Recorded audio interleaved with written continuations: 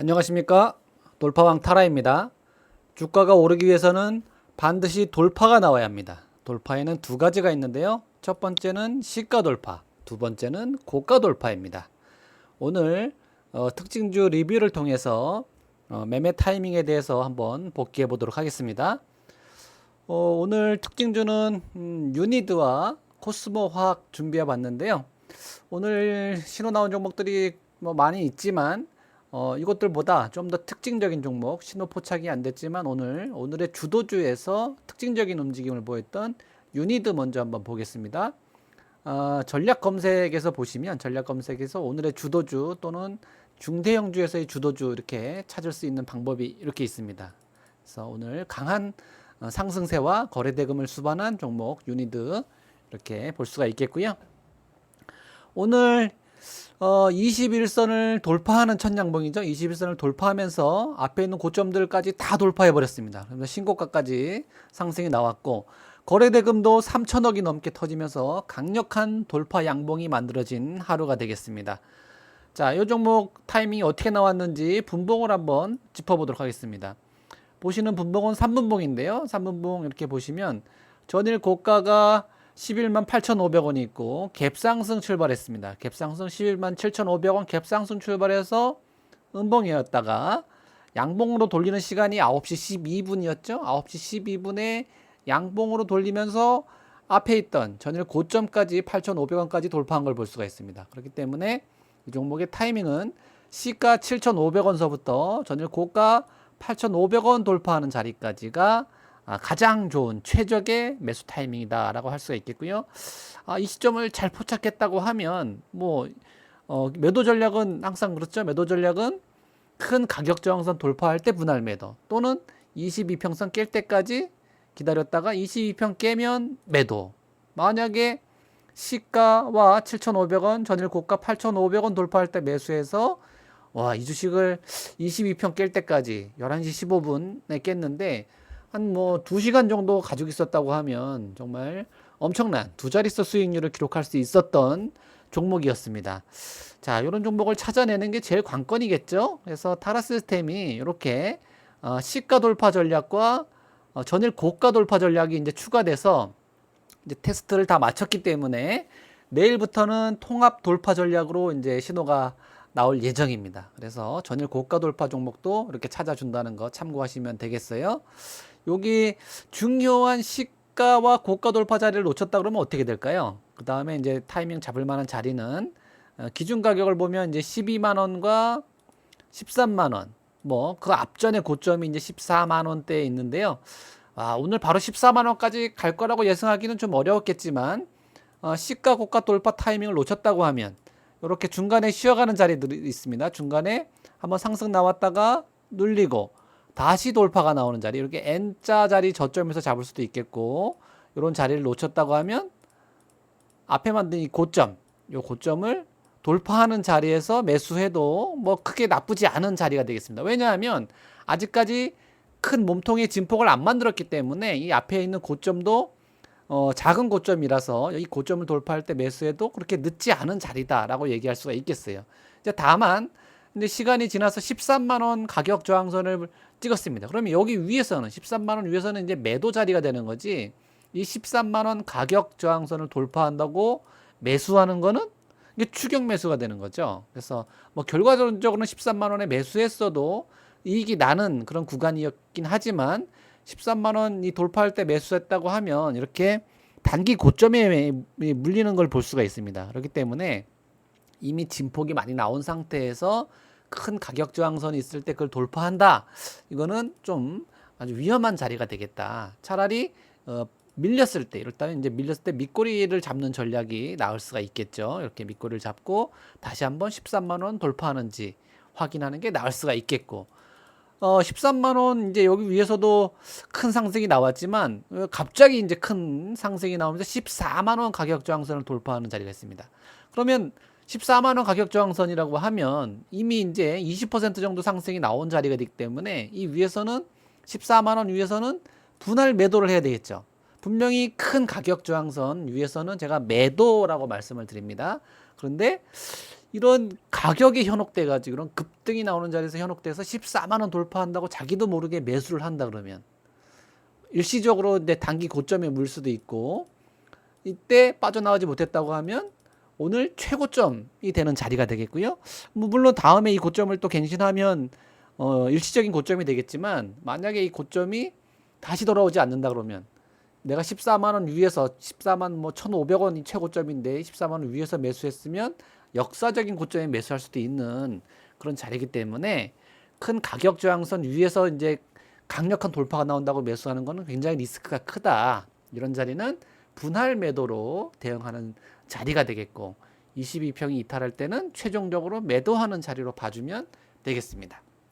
그래서 오늘 최적의 타이밍은 역시나 시가와 고가를 돌파하는 자리가 최적의 타이밍이 되겠고, 그 자리를 놓쳤다고 하면 오전에 만든 작은 박스를 돌파하는 자리, 또는 N자를 만드는 저점에서부터 고점을 돌파하는 자리까지 이렇게 타이밍을 잡는 건 나쁘지 않습니다. 그러나 제가 볼 때 13만 원 가격 저항선 위에서 돌파한다고 매수하는 거, 특히나 14만 원 가격 저항선 돌파한다고 매수하는 거는, 이건 이제 불구덩이로 뛰어드는 거다. 이런 매매는 정말 잘못하면 큰 손실이 날 수가 있고, 계좌를 녹이게 만드는 가장 큰 요인이 되기도 합니다. 그래서 추격 매수, 돌파 매매가 추격 매수는 아니다. 추격 매매가 아니다라는 거. 더더군다나 이런 데서 매도하는 건 전형적인 뇌동 매매죠. 대량 거래 들어오니까 자기도 모르게 따라 들어가는 거. 이런 것들은 해서는 안 되겠다. 돌파 매매할 때. 이렇게 말씀드리겠습니다. 돌파 매매 가장 기본적인 거는 갭상승 나왔던 종목이 시가를 이탈해서 음봉이었다가 다시 시가를 돌파하는 시가 돌파 자리, 그리고 전일 고가가 있었는데 그 전일 고가를 돌파하는 자리. 근데 전일 고가가 다 전일 고가가 해당되는 건 아닙니다. 전일 고가가 별일 경우에만 해당이 됩니다.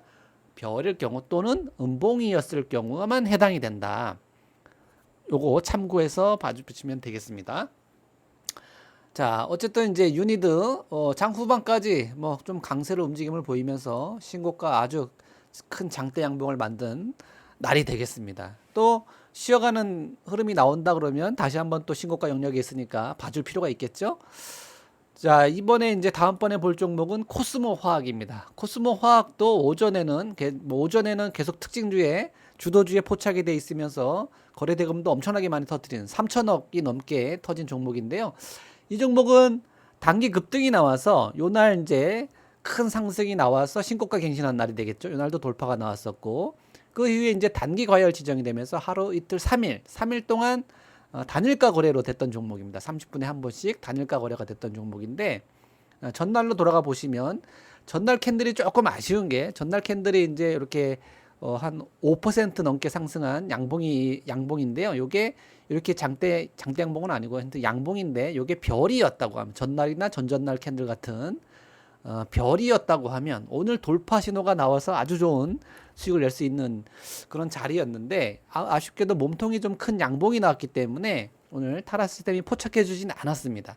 다만 단일가 풀리는 종목들의 특징을 보면, 단일가 풀린 이후에 한번 급등하는 시세가 나오는 경우가 많이 있죠. 그래서 신고가 영역에 있고 단일가가 풀리는 날이기 때문에 이 26,600원, 8월 18일의 고점 26,600원을 돌파하는 시세가 한번 나오지 않을까, 이런 예상을 하고 좀 매매를 준비했던 분이라 그러면 오늘 이 급등 시세를 먹을 수 있지 않았을까 싶은데요. 먹는 것까진 좋았는데 그 이후에 이제 계속해서 덤비거나 뭐 다른 매매를 했다고 하면 자칫 큰 손실로도 연결될 수 있는 그런 날이었습니다. 분봉을 통해서 한번 왜 그랬는지 보겠습니다. 자, 분봉을 통해서 보시면 3일 동안 단일가 거래로 움직이면서 오늘 이제 풀리는 날이었죠. 오늘 풀리는 날이었는데 뭐 시초가에 그렇게 큰 뭐 갭상승은 없고 별 움직임은 없었습니다. 근데 아침에 왔다 갔다 하다가 이제 하방으로 방향을 잡은 걸 볼 수가 있고요. 하방으로 이제 움직이다가, 자, 언젠가요? 시가를 돌파하는 자리가 나오죠. 이 시가를 돌파하는 자리가 9시 42분이었습니다. 시가를 돌파하는 자리가 첫 번째 타이밍이 되겠고, 시가와 전일 고가, 그리고 오늘 장중 고가가 그렇게 큰 가격 차이가 없습니다. 그러니까 시가 타이밍을 조금 애매하다, 시가 타이밍에 잡기가 애매하다라고 했으면 전일 고가 또는 오늘 장중에 만든 아침에 만든 고가를 돌파하는 자리를 매수 타이밍으로 활용해도 되겠고, 그렇게 전일 고가와 오늘 아침에 고가를 돌파하는 자리에서 강력한 이 매수세가 유입된 걸 볼 수가 있습니다. 보시면 이렇게 순간적으로 팍 쳐올리면서 강력한 매수세가 들어왔기 때문에 요 시점을 시가 돌파하는 자리를 잘 보고서 매수 타이밍을 준비하고 있었다고 하면 요 돌파 자리를 잡아낼 수가 있었겠고요. 만약에 이제 요 타이밍을 놓쳐서 이미 돌파가 나온 자리였다고 하면 이미 이제 돌파가 나와서 21,000원까지 가격 저항선을 돌파한 상태가 됩니다. 그러면 어떻게 하면 될까요? 내가 최적의 매수 타이밍에 지나갔다고 하면 이런 가격 저항선을 돌파한 이 위에서 매수하는 거는 좀 리스크가 있습니다. 이 가격 저항선 위에서 매수하는 건 좀 리스크가 있으니까 기다렸다가 가격 저항선을 깼다가 다시 들어오는 자리가 있죠. 가격 저항선을 깼다가 다시 들어오는 자리, 이런 자리를 이용해서 매수 타이밍을 오히려 잡아주는 게 좋겠다. 이 위에서 잡는 것보다는 이 가격 저항선 깼다가 다시 들어오는 자리에서 잡는 게 좀 심리적으로 좀 안정감을 주고, 추격 매수한 게 아니기 때문에 한번 그래도 밀렸다가 돌아올 때 잡았기 때문에 심리적인 안정감을 줍니다. 그렇기 때문에 아주 좋은 가격은 잡지 못했다 하더라도 다음 가격 저항선 22,000원 가격 저항선을 볼 수가 있는 거죠. 그런데 이 앞전에 추격 매수를 했다 그러면 깰 때 오히려 불안해가지고 다시 올라오게 되면 조금 먹고 빠져나가거나 아니면 본절매하고 나갈 수도 있는 그런 상황이 되는 거죠. 그래서 항상 가격이 빠졌다가 하여튼 기준선을 깼다가 다시 회복하는 자리를 중요한 매수 타이밍으로 잡는 것도 하나의 타이밍 요령이 되겠다, 이렇게 말씀드리겠습니다. 그래서 22,000원 이제 가격 저항선 돌파하니까 어떻게 돼야 되겠습니까? 22,000원 이제 벌써 시가 대비해서는 10%가 넘는 상승이죠. 그러니까 이런 자리에서는 한번 분할 매도로 대응할 수가 있겠고, 자, 22,000원 돌파하자마자 한번 매물이 나왔다가 또 다음 봉에서 다시 한번 강력하게 돌파합니다. 자, 이거 추가적으로 상승이 나오니까 23,000원 가격 저항선은 어떻게 될까요? 23,000원 가격 저항선에서도 이거를 23,000원에서 추격 매수하는 사람들이 있을까요? 없을까요? 있으니까 이런 거래가 나오겠죠. 그러니까 23,000원 가격 저항선 돌파할 때 역시 또 분할 매도로 대응해주면 되겠다. 그리고 최종적으로는 23,000원에서 매수한 사람들은 이제 역시 또 고점이 되겠죠. 최종적으로는 22평을 이탈하는 자리에서 전체 매도해주면 이 종목, 단일가 풀리는 종목을 좀 기다렸다가 시가 돌파하는 자리, 고가 돌파하는 자리, 또는 놓쳤다고 하면 첫 번째 가격 저항선을 다시 회복하는 자리에서 매수해가지고 아주 괜찮은 수익을 낼 수 있었던 그런 종목이 아니었나 싶고요. 그런데 이 종목을 제가 항상 말씀드리는 게, 우리가 절대 기준으로 삼는 게 있다고 했죠. 22평을 절대 기준으로 삼는다. 그래서 22평이 깨지면 주식을 보유하지도 않고 사지도 않고, 그렇죠? 그런 기준을 가지고 있다고 말씀드렸죠. 그게 일봉상에서도 마찬가지고 분봉상에서도 마찬가지입니다. 자, 22평을 깼어요. 그래서 이제 이 종목을 미련을 가지고 있다거나, 22평이 깨졌는데 이 정도 강도면 뭐 더 갈 수 있어, 이런 생각을 하거나, 혹은 잘 매도했으니까 다시 빠지면 또 매수해야지, 이런 계획을 세웠다 그러면, 물론 중간에 반등이 나오는 종목들도 많이 있습니다. 그런데 이 종목 같은 경우에는 일봉상에서 이미 신고가 영역에 있고 단기 과열이 지정됐을 만큼 급등이 나왔던 종목이죠. 그런 종목이 오늘 이제 이렇게 고점을 찍고 2평을 3분봉 22평을 이탈하게 되면 22평선 아래에서 계속 머물러 있습니다. 근데 이 종목이 고점 대비하면 이제 많이 빠졌으니까, 예를 들어서 뭐 가격 지지선 22,000원이 깨졌으니까 이 아래서는 매수할 만하겠다, 또는 21,000원 가격 저항선이 깨졌으니까 이 아래서는 매수하면 싸게 살 수 있겠다, 이런 생각을 할 수 있잖아요. 그렇죠? 이런 생각을 하는 이유는 뭡니까? 제가 그렇지만 타라는 이런 걸 전제를 안 가지고 있다. 왜? 22평 아래에서는 매수하지도 않고 보유하지도 않는다라는 이제 절대 원칙을 가지고 있기 때문에 그렇겠죠? 자, 그래서 21,000원에서 매수했다고 하더라도 살짝 돌아왔다가 어떻게 됩니까? 또 무너지고, 또 2만 원 아주 큰 가격 지지선이 있어. 요거에서는 또 매수해도 되겠지 했더니 또 무너지고, 결국 시가까지 깨고 뭐가 됩니까? 비석이 되죠. 이 비석을 내가 맞았어. 어디에서 잡아? 22,000원에서 매수했든, 뭐 최악은 23,000원에서 매수한 사람도 있겠죠. 23,000원에서 매수해가지고 내가 이 비석을 맞았어. 그러면 몇 퍼센트를 맞은 거예요? 15%를 맞은 게 되겠죠? 아니, 25%, 25%를 맞았네요. 그쵸? 25%짜리 비석을 내가 맞은 꼴이 되는 거고, 중간에 내려오면서 더 샀다고 하면, 물타기에서 엄청난 물량을 가지고 있는 상태에서 맞았다고 하면, 거의 사망이죠, 사망. 이 비석형 캔들이 바로 이런 겁니다. 비석 캔들은 이거 싸우다가 죽었다는 얘기잖아요. 그죠? 비석에 내 이름을 새겼다는 얘기잖아요. 그런 일이 생기지 않게 하려면 어떻게 된다? 기본적으로 이 가격 저항선, 큰 가격 저항선을 돌파할 때 추격 매수, 내동 매매하지 말아야 된다.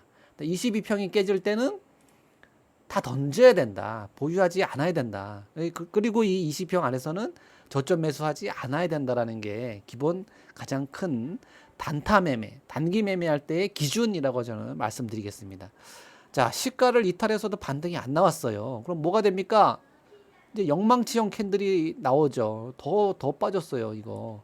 제가 이 종목, 이렇게 비슷한 종목 얘기한 적이 있죠. 한국 파마, 우리가 과거에 한국 파마도 이렇게 비석을 맞고 큰 하락이 나와서 21선까지 조정받은 그런 사례가 있었는데, 오늘 코스모 화학도 앞에서 돌파가 나올 때는 좋았습니다. 아주 큰 수익을 줬으니까. 그런데 이제 추세가 깨졌을 때까지 미련을 버리지 못하고 계속 이걸 거래했다고 하면 먹은 것보다 더 큰 손실이 나는 그런 낭패를 볼 수 있었던 종목이 아니었나 이렇게 생각이 됩니다. 자, 그래서 우리가 이제 돌파 매매할 때 종목을 찾아주는 것도 중요하지만 매매 원칙, 매매 규칙을 가지고 있느냐, 그리고 또 규칙을 지킬 수 있느냐가 더 중요한 게 아닌가 이렇게 싶습니다. 종목은 늘 나와요. 종목은 뭐 유니드, 뭐 코스모화학, 뭐 HLB 매일매일 나오는데 이 규칙을 잘 지켜서 좋은 타이밍에 잡았을 때는 뭐 유니드 같이 내가 좋은 타이밍에 잡아서 들고 있었더니 20% 수익을 주는 경우도 있고, 코스모화학도 마찬가지고요. 근데 규칙을 지키지 않고 이 주식을 그냥 그대로 들고 있다가 혹은 더 매수해가지고 이 하락을 맞았다고 하면 엄청난 손실이 날 수도 있는 그런 자리가 되겠죠.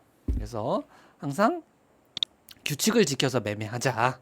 돌파 매매 어떻게 보면 굉장히 단순하지만 이 규칙을 지키는 게 또 쉽지는 않습니다. 여러분들 또 내일도 타라와 함께 이 시나리오, 규칙 이런 것들을 지켜가지고 매매하시는 하루가 됐으면 합니다. 자, 오늘 준비한 시간 여기까지입니다. 시청해 주셔서 감사합니다.